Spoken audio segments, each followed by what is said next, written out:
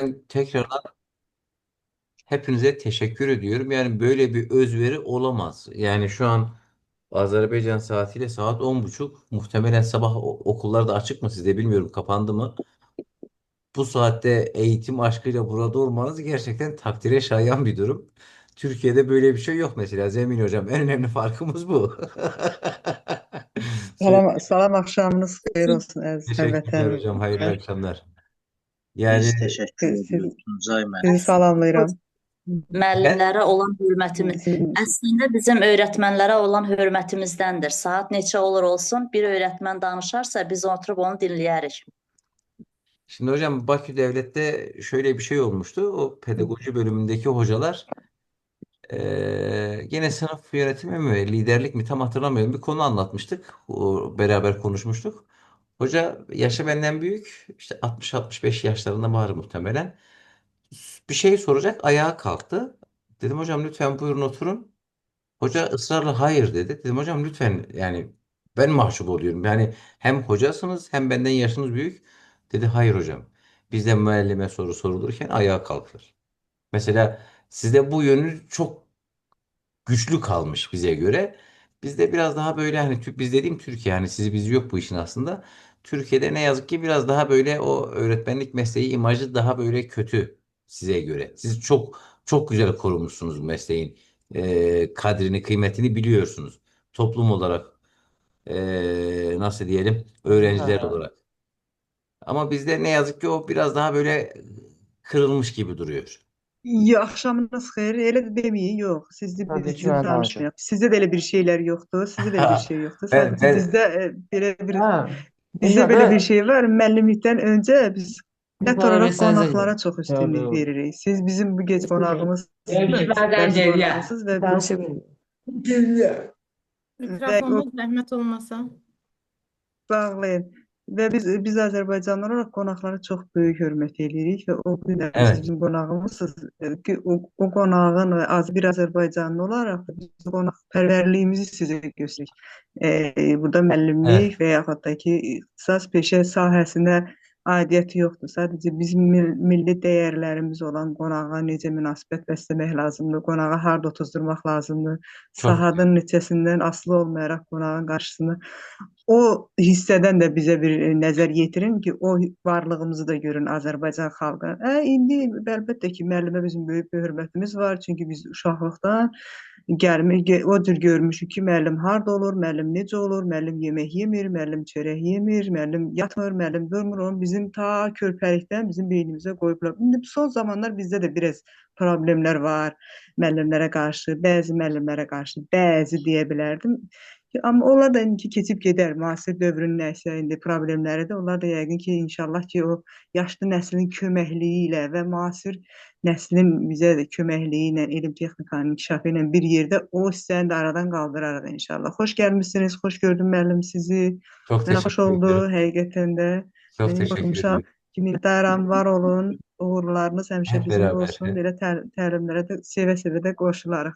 Teşekkürler. İnşallah. Çox Teşekkürler xoş hocam. gəlmisiniz Çok, Azərbaycana. çok Çox xoş teşekkür ederim. gəlmisiniz. Bugün bizim Valla Hüseyin hocam, çok hoş buldum ben de, öyle diyeyim.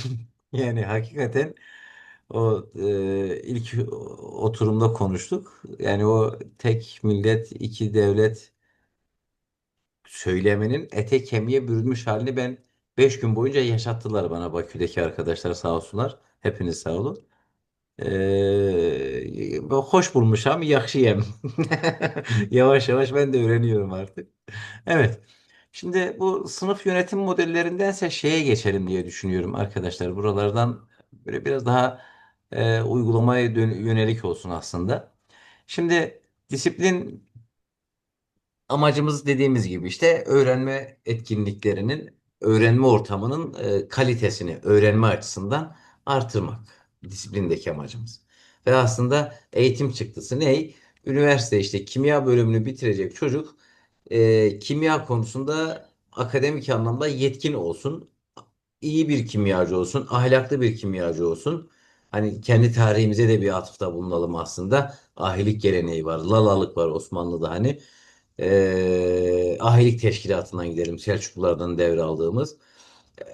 İyi bir kimyager, ahlaklı bir kimyager olsun. Yani eğitim çıktılarının hedefler doğrultusunda gerçekleştirilebilmesi noktasında disiplin en önemli unsur. Şimdi disiplin nasıl sağlayabiliriz? Kısmen konuştuk aslında. Göz temasıyla başlıyoruz. Mesela sınıfta istenmeyen davranışı yapan çocukla göz teması kurmaya çalışıyorum. Çocuk beni görmüyor. Belki başlangıçta görmezden gelmem gerekli. Sonrasında göz teması kurmam gerekli. En son sözlü uyarı. Ama burası hassas nokta. Kesinlikle ve kesinlikle çocuğu sınıf içerisinde rencide etmeden, kırmadan. Oğlum Ali otur yerine şeklinde bağırıp çağırmadan. Ali oturur musun? Veya Ali'ye bakmadan oğlum elindeki telefonu bırakır mısın? Mesela gene Bakü Devlet'te sormuşlardı bir hocamız. Sınıfta sakız çiğnemesine ne müsaade ediyor musun? Hepinizden özür dileyerek söylüyorum. Sakız benim kırmızı çizgim. Saygısızlık olarak görüyorum ve kesinlikle müsaade etmiyorum. Mesela sınıfın sağ tarafındaki bir öğrenci sakız çiğniyor. Bakıyorum anlamıyor. Sol tarafa dönüyorum. O ağzındaki sakızı çıkar diyorum. Sınıfta kime söylediğimi sadece o sakız çiğneyen kişi biliyor. Hani onurunu kırmadan, incitmeden. Çünkü incittiğim zaman ben o çocuğu kaybetmiş olacağım. Bizim eğitim öyle bir sektördeyiz ki arkadaşlar. Mesela şu cep telefonunu aldım. İşte milyonlarca piksel var bunda. Birisi bir pikseli ölü, arızalı. Ne yapıyorum? Götürüp servise veriyorum. Ya yenisiyle değişiyorum veya garantiden yaptırıyorum. Ama bizim öğrencimizin eğitimin daha doğrusu eğitim sisteminin garanti belgesi yok. Teknik servisi yok. Yani veya benim şöyle bir söylem hakkım yok. İşte çocuk mezun oldu. Gidiyorum ya oğlum Ali seni biz iyi doğru eğitemedik. Sen bir daha gel. Kasede başa saracağız. Böyle bir ihtimalimiz yok. Bu işin geri dönüşü yok. Tıpkı zaman gibi geriye çeviremiyoruz. Hatalı üretim yaptık. Öğrenciyi düzgün yetiştiremedik. Valla teknik servisi yok bu işin. Hepi topu 40 dakikalık bir zamanım var benim o sınıfta. O zamanı ya düzgün işimi düzgün yapacağım veya yapamayacağım. Bunun arası yok. O da sınıfı yönetebilmemden geçiyor hocalarım. Şimdi sözlü uyarı, öğrencinin rencide edilmemesi son derece etkilidir. Gereklidir pardon. Rencide etmeyeceğiz çocuğu kaybetmemek için. Çünkü hani konu eğitim olunca top taca çıkmıyor. Mesela az önce dedik ki bugünün velileri problemli. Mutabık mıyız? Evet. Peki bugünün velisi dediğimiz işte biz kendimizden bahsediyoruz aslında. Evet okulda hocayız belki ama işte evde veliyiz. Evde anne babayız aslında. Peki veli problemli diyoruz. Veli 20 sene önce bu sınıflarda bu sırada oturuyor muydu? Evet. Aynı eğitim sisteminden geçti mi? Evet. Örneğin 30, 40, 50 farklı hocanın rahle-i tedrisinden geçerek bugüne geldi mi bu veli? Evet. O zaman 20 sene önce verilen eğitim, o veliye verilen eğitimde sorun varmış. İşte bu yüzden konu eğitim olunca top taca çıkmıyor arkadaşlar. Yani bu işi ya yapacağız ya yapacağız. Şimdi etkili yöntemlerden biri sorular sormak. Mesela derste telefonla oynuyor, yanındakiyle konuşuyor, işte kalkıp geziyor. Oğlum hani şu soruyu gelip çözer misin?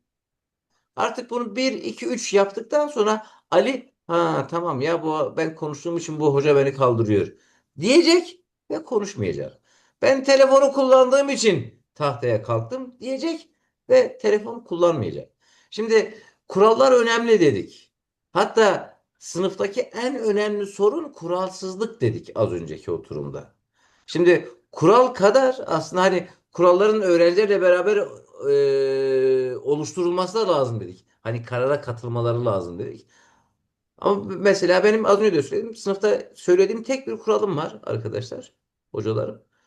Benden sonra gelene imza attırmıyorum. Onun dışında mesela telefonla oynamaması gerektiğini biliyor çocuk. Soru soruyorum. Tahtaya kaldırıyorum. Göz teması kuruyorum. Yanına gidiyorum. Anlamıyor, telefonunu alıp sıranın altına koyuyorum. Anlamıyor, telefonu alıp öğretmen masasına bırakıyorum. Bir şekilde anlıyor çocuk. Ama bunu yaparken mesela Ali telefonu kaldır demediğim için diğer öğrencinin dikkati dağılmamış oluyor. Sınıfta işte 40 kişi varsa Ali yüzünden 39 kişinin bir dakikasını çalmamış oluyor. Bir diğeri Hocam peki bunları yapınca mesela çocuk ağlıyorsa, sınıfı terk ediyorsa peki o zaman ne yapabiliriz acaba? Ne zaman ağlattık hocam çocuğu? Yani biz onu uyarı yapıyoruz ama o yani o kadar agresif bir çocuk ki yani bunları kabul etmiyor yani böyle kendi bünyesinde diyelim. Şimdi arkadaşım Gültaş Hanım değil mi? Yanlış görmüyorum. Galiba. Evet. Şimdi eğer ben çocuğu tanıyorsam, çocuk kendisinin hocası tarafından sevildiğini biliyorsa, bunlar önemli. Şimdi mesela Hı e, hı. çocuğa mesela aslan gibisin dersin. İşte Hı başka bir hı. hayvanın adıyla hitap edersin. Aslında çocuğa insan dışında bir varlığın ismiyle hitap ettik. Aslan işte affınıza sığınarak özür dileyerek söylüyorum. Diğerine de eşek gibisin dedik mesela. Aslında ikisinin ortak özelliği dört ayaklı ve bir hayvan olması. Ama aslansın dediğim zaman övdüm çocuğu. Hoşuna gitti. Diğerini kullandığım zaman çocuğu yerdim. Üzdüm. Hakaret ettim. Aşağıladım. Şimdi çocuk beni tanıyorsa, ben çocuğu tanıyorsam yani o çocuğun gönlüne dokunabilmişsem aslında. Nereden başlıyoruz? Bir göz teması, iki ismiyle hitap etmek. Şimdi ismiyle hitap edip göz teması kuruyorsam benim o çocuğun iç aleminde fethedilmemiş tek bir kale kalmıyor. Yaş grubu ne olursa olsun çocuk derse ne kadar ilgili veya ilgisiz olursa olsun. Tamam. Hep çocuk diye konuşuyoruz ama tekrar etmiş olacağım gerçi. Hiçbirisi çocuk değil bunlar. Benim babaannem 100 yaşında, 101 yaşında hep şunu söylüyor. Bugünün çağaları analarının karnında üniversiteyi bitirdikten sonra dünyaya geliyorlar. Aslında çok derin bir felsefe var altında. Şimdi bir düşünün. Bugün hepimiz cep telefonunu kullanıyoruz. Ama işte yaşlılar cep telefonunu yani şu akıllı telefonu kullanamıyor. 2 yaşında benim elinizi öper çocuklarım var 5-6 yaşında. Valla Google'u açıp sesli yani okula gitmiyorlar. Okuma yazma bilmiyorlar henüz. Okul öncesi anaokuluna gidiyor. Ana sınıfına gidiyorlar. Google'dan sesli klavyeyi açıp bana Pepe çizgi filmi aç diyor. Çocuk İnternete dahi giriyor. Benim anam 75 yaşında. Telefondan diyor hele oğlum WhatsApp'tan şuna bir gir. Kullanamıyor. Zekası mı yeterli değil? IQ'su mu yeterli değil? Psikomotor becerileri mi yeterli değil? Hayır. Sadece bugünün çocuğu gerçekten bizim bildiğimiz anlamdaki çocuk değil. Onu söylemeye çalışıyorum. Gülter Hocam anlatabiliyor muyum? Yani biz çocuğu Evet. evet Derim. kalbine girebildiysek o çocuk zaten vallahi o telefonu da kullanmıyor. Yemin ediyorum size. Size hakaret de etmiyor. Sizin önünüze engel de çıkarmıyor o çocuk. Yeter ki biz işimizi sevdiğimizi gösterelim. Bir Tamam hocam teşekkür ederim. Rica ederim. Bir diğer nokta arkadaşlar doğru davranış göstermek. Şimdi biz az önce dedik ya disiplin ne değildir derken işte olumsuz davranışlara odaklanma değildir disiplin. Aslında benim disiplindeki amacım olumsuz davranışları sönümlemek, olumlu davranışların görülme sıklığını artırmak. Şimdi durum bu olunca mesela Ali ödevini yapmamış, Veli ödevini yapmış. Veli aferin oğlum 3 haftadır ödevini eksiksiz yaptın demem doğru davranışı göstermedir. Ali oğlum sen zaten ders yapmıyorsun ya sana ceza veriyorum demek işte bir onu aşağılamaktır, iki onu rencide etmektir, üç o yanlış olan istenmeyen davranışın diğer öğrenciler tarafından da fark edilmesi anlamına gelecek. O yüzden bizim hani kötüyü değil iyiyi ön plana çıkarmamız önemli. Ve belki fiziksel müdahale. Fiziksel müdahaleden kastımız ne? Dayak, şiddet bunlar değil. Mesela çocuğun yanına gidip yaş grubu ve cinsiyet önemli. Buna dikkat edelim lütfen. İşte 11-12. sınıfa giden bir kız çocuğa veya erkek çocuğa karşı cinsteki hocanın işte sırtına dokunması yanlış anlaşılabilir. Hani toplumsal olarak buna biraz daha farklı yaklaşılabilir. Fiziksel müdahale çocuğu bulunduğu sıradan kaldırıp başka bir sıraya götürmek. Veya ceza vermek. Mesela ceza deyince nasıl ceza verebiliriz çocuğa arkadaşlar? Bir çocuğa ceza vermenin yolu veya nasıl ceza veriyoruz? Hani uygulamada nasıl yapıyoruz? O baxır çocuğa da efendim. Çocuğu var sözdən başa düşür. Çocuğu var ki, nəsə istədiyini almayasan, onunla başa düşə bilər. Biraz bilirsiniz, elə danışanların hamısına xitaben deyirəm. Reallıqdan danışaq da, uşaq var ki, heç sürəypə sapa yatmır. Amma bir dənə yaxşı şapalaq vurursan, ömür boyu o uşaq düzəlir, elə yaxşı olur ki, o bir şapalaq onu döndərir. Bizim hocam bir yaxşı filmimiz var, Bizim Cəbiş müəllim. Orada uşağın biri o birisine bir şillə vurur. Müəllim də deyir ki, əgər sən başa düşsən ki, bu şillə sənə niyə vurulub, onda səndən adam olar. Yəni, bugünkü uşaqları o qədər də siz deyən kimi yola gətirmək olmur. Düz deyil, mən şiddətin əleyhinəyəm. Mən şiddət eləmərəm, mən uşağın dilini bilirəm, tapıram, danışıram. Amma elə uşaq var ki, hərdən ona mütləq biraz sərt rəftar eləmək lazımdır. Uşaq var ki, qorxur, qorxaqdır, onu qorxutmaq olur. Uşaq var ki, ipə sapa yatandır, şirin dillə onu başa salmaq olur. Yəni, burada gizlədəsi bir şey yoxdur. Müəllimin üzərinə bugün o qədər vəzifə yığıblar ki, bizim bir hocamız bir dəfə dedi ki, soruşanda ki, uşaq hardadır deyəndə ki, məktəbdə, arxayın olur ki, məktəb təhlükəsiz bir yerdir. O təhlükəsizin də başında müəllim dayanır. Deməli, bütün işlər hamısı müəllimin üzərinə düşür. Evet. Müəllimin də insandır, robot deyil. Onun da bir hövsələdən çıxan vaxtı olur. Nə bilim, nəsə bir əhvalının pis olan vaxtı olur. Yəni, bunların hamısını əvvəlcədən demək olmaz ki, nətər ola bilər. O baxır zamana, məkana, yerinə və auraya. Evet. Hocam ben bir şey söylemek istiyorum Buyurun. izninizden. Ben düşünüyorum ki ben derslerimde böyle bir yöntem yaparım. Her hansı bir öğrenci üniversite ortamında yani bu arada ben Pedagog Üniversitesi'nin müəllimiyim. Demek ki ben sorumluluk yüklerim en çok öğrencilere. Gruplarla çalışıyoruz biz ders prosesinde.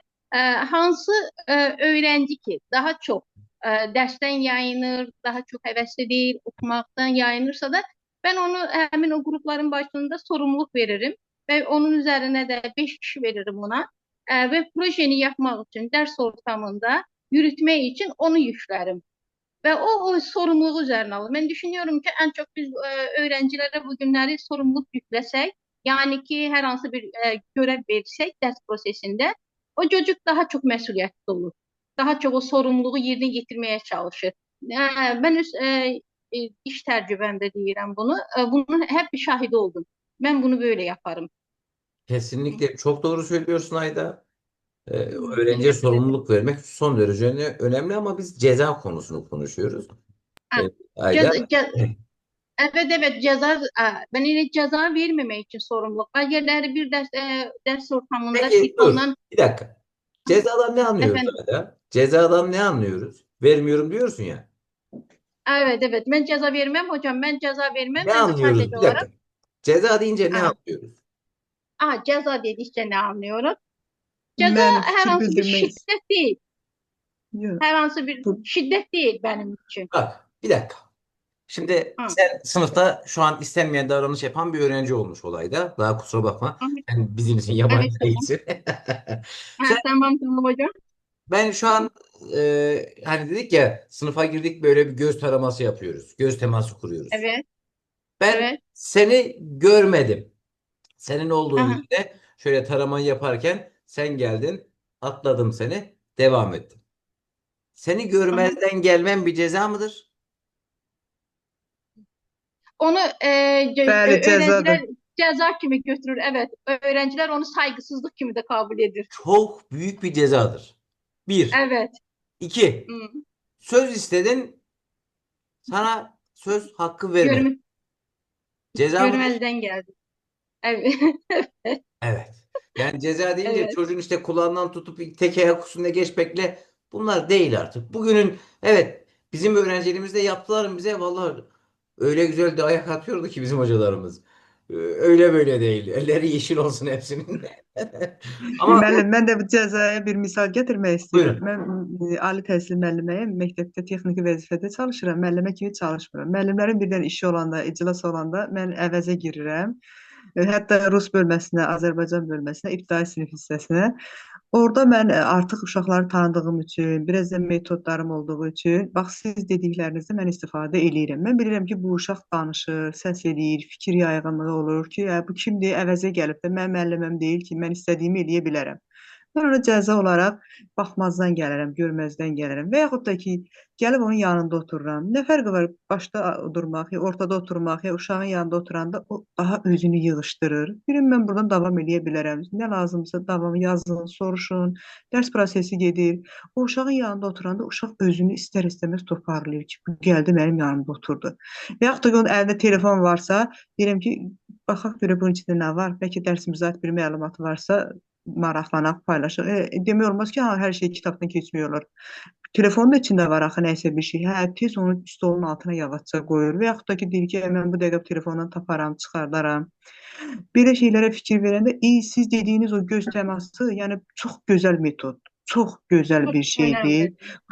önemli. Biz uşaq vaxtı həqiqətən də bilirdik. İndi bunları metod formasında salıblar, kitablarda elmi şəkildə eləyiblər. Biz uşaq vaxtı belə bilirdik ki, müəllimin 4 gözü var. Hətta arxada gözləri var. Yəni biz də uşaq idik, partada oturanda deyirdik ki, bu nə bildi ki, biz yazı yazırıq, saqqız çeyirik, nə yemək yeyirik. Müəllim bir də deyirdi ki, yığışdırın. Deyirdik ki, bu nə bildi, necə bildi bunu? İndi mən orada oturanda o birinci siniflər, ikinci sinif, dördüncü siniflər biraz çox ayıq olur. Onlar deyəndə ki, mən deyəndə ki, filan kəs və yaxud da ki, kağızı kəsməyə və yaxud da ki, nəysə, baxır ki, mən hardan bildim? Deyirəm, mən də sizin kimi olmuşam, o parta arxasında oturmuşam. Mən də elə bildim ki, müəllim ki, dörd gözlü. Sadəcə mən bildim ki, sizin fikriniz dərsdə deyil. Bir də mən bir cəza eləyirəm. Çox danışan uşağa deyirəm ki, oxu. Görüm o fikri vermirsə, deyirəm bir də oxu. Görüm bir də fikir yayınlığı varsa, deyirəm bir də oxu. İkinci səfər mən əvəzə girəndə o uşaq çox sakit durur. Deyir ki, bütün materialı oxuyacaq da. Yəni ki, mən deyirəm ki, sizin oxumağınız mənim üçün maraqlıdır. Oxuyun görüm nə qədər bilirsiniz, oxu bacarığınız necədir. Belə yöntəmlərlə uşaqları daha yaxşı inkişaf elətdirmək olur. Amma əzməyə nə var ki, uşağı sındırmağa nə var ki, və yaxud döyməyə nə var ki, bunlar ən asas metodlardır, ən asas proseslərdir. Bunlar bizim babalarımız, nələrimiz göstərir. Pis nəticə də əldə etməyiblər. Deməzdim ki, pis nəticə olub, onlar belə heç savadsız olurlar, oxumayıblar. Yeri gələndə onlar elm texnikanı inkişaf eləməyən bir vaxtında bizdən savadlıdırlar.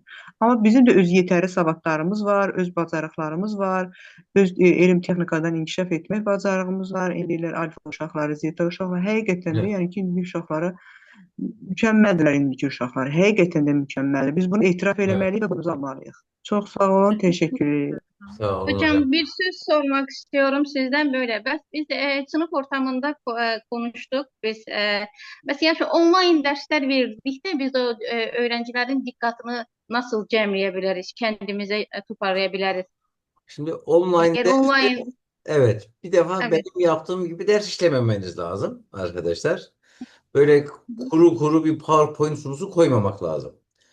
Etkileşimli bir ortam olması lazım. Hani biz lisansta hani şimdi bu yaş grubu farklı tabii. Yani şimdi burada hepimiz hocayız. Lisans öğrencileriyle pandemi döneminde ders yaparken ben hep Web 2.0 araçlarıyla desteklenmiş ölçme işlemi yapıyordum. İşte Kahoot'la veya diğer işte şeylerle şu an isimlerini hatırlayamadım. Online bir etkileşimli araç kullanmamız gerekiyor. Öğrencinin süreçte aktif olması için. Etkileşimli Web 2.0 diye Google'a yazarsanız zaten hani eğitim teknolojisi daha çok uğraşı alanı. Bunları kullanmamız Evet. öğrenciye sürekli söz vermemiz. Mesela şu an hani bu yaş grubunda ben yapmıyorum ama hani hepimiz hocayız sonuçta. İşte rastgele mesela şuradan bakayım kim var. Söz de istiyorum mesela. Perviz hani öğrencimiz olmuş o Perviz Hoca kusura bakma.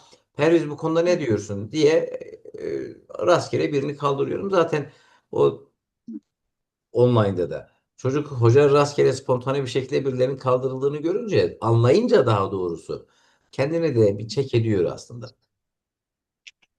Anlatabiliyor Anladım muyum? hocam. Evet, evet, anladım Evet, hocam. Teşekkür ederim. rica ederim. Perviz, hemen sendeyiz hızlıca. Axşamınız xeyir olsun, dəyərli Teşekkürler. Tərəqqi Platformasının üzvləri, dəyərli Günel xanım, hörmətli təlimçimiz, xoş gəlmisiniz. Teşekkürler. Mənim əslində sizə iki sualım var. Mənim səsim çox aydın gəlirmi? Çox üzr istəyirəm. Sorun yok hocam. Bəli, bəli. Çox gözəl. Mənim əslində iki sualım var, hörmətli Tuncay bəy. Özümün icazənizlə təqdim edim. Sumqayıt Dövlət Universitetinin baş müəllimi Pərviz müəllim. Amma suala bir keçid vermək istəyirəm. Azərbaycan və Türkiyə təhsili haqqında, təhsil sistemləri haqqında danışmaq istəyirəm. Birisi ki, əslində hər iki ölkənin təhsil sistemi mental olaraq şərq təhsilinə bağlı idi. Yəni, məsələn, Azərbaycanda deyək ki, mollaxanalar var idi. Bu mollaxanalardan çıxmış çox görkəmli şəxsiyyətlər var. Tutaq ki, Mirzə Ələkbər Sabir olsun, Seyid Əzim Şirvani olsun, Mirzə Fətəli Axundzadə olsun. Türkiyənin də təhsil sistemi o dövrdə şərq təhsil sisteminə bağlı idi. Bilirsiniz, çox gözəl bir lozunq, şüarları var idi. Biz balıqlara uçmağı, quşlara üzməyi öyrətmirik. Sonra da bilirsiniz, İngiltərədə, Qərbi Avropa ölkələrində bu şüardan istifadə etdilər. Amma zaman dəyişdi. Azərbaycan Rusiya işğalına məruz qaldı və bundan sonra Azərbaycan əslində şərq təhsil sistemindən qopmuş oldu.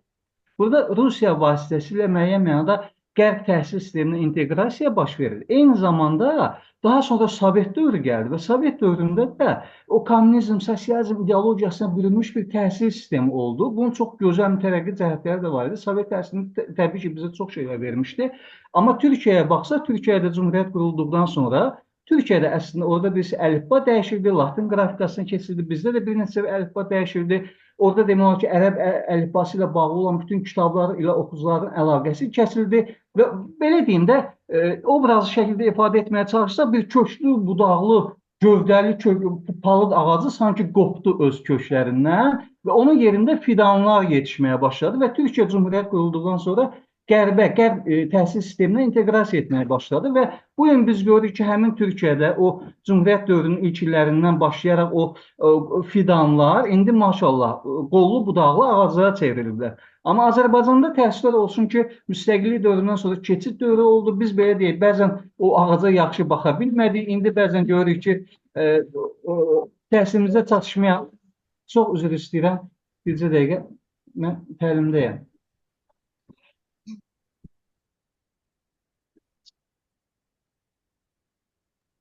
Davam edirəm icazənizlə və mən sizə belə bir sual vermək istəyirəm, hörmətli Ozan. Türkiyə təhsili ilə Azərbaycan təhsilini müqayisə etsək, siz yəqin ki, Azərbaycan təhsili ilə də tanışsınız.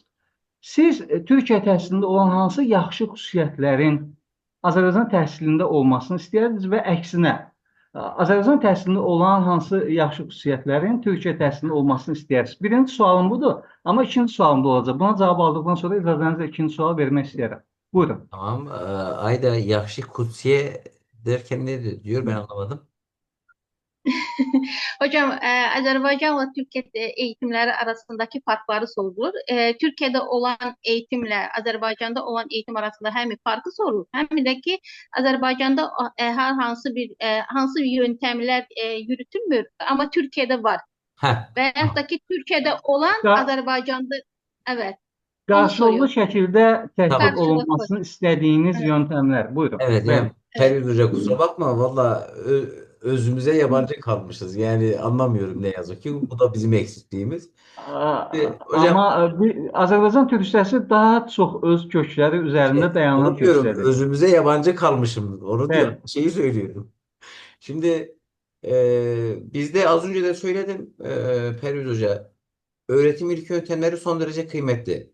Nedir öğretim ilk yöntemleri dersinde? İşte metodika anlatıyoruz aslında sizdeki karşıda, ama haftada 3 saat ve 14 hafta boyunca. Yani öğrenci 42 saat boyunca bütün öğretim ilke, yöntem, tekniklerini öğrenmiş oluyor.